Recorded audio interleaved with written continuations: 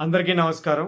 మే 13, 2024 ఆంధ్రప్రదేశ్‌లో ఎన్నికలు జరుగుతున్నాయి. ఇది అందరికీ తెలిసిన విషయమే.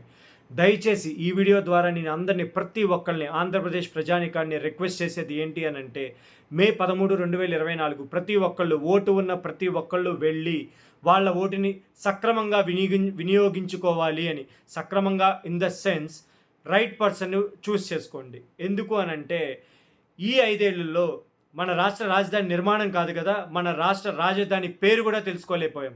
సో, ప్రతి ఒక్కళ్ళు ఆలోచించి ఈసారి మట్టుకు సరైన వ్యక్తికి, సరైన పార్టీకి ఓట్ చేస్తారని కోరుకుంటున్నాను. అండ్ ఈ ఎన్నికలని ప్రతి ఒక్కళ్ళు 2024 మే 13 జరిగే ఎన్నికలు ఆంధ్రప్రదేశ్‌లో ఈ ఎన్నికల్ని ప్రతి ఒక్కళ్ళు ఒక టీడీపీ పార్టీ కోసమో, లేపోతే ఒక జనసేన పార్టీ కోసమో, లేపోతే ఒక వైఎస్ఆర్‌సీపీ పార్టీ కోసమో ఆలోచించొద్దు. మన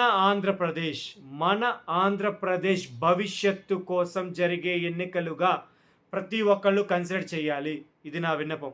దయచేసి choose right person, choose right party. ఆంధ్రప్రదేశ్‌ని చాలా బలంగా నిర్మించుకుందాం. జై హింద్.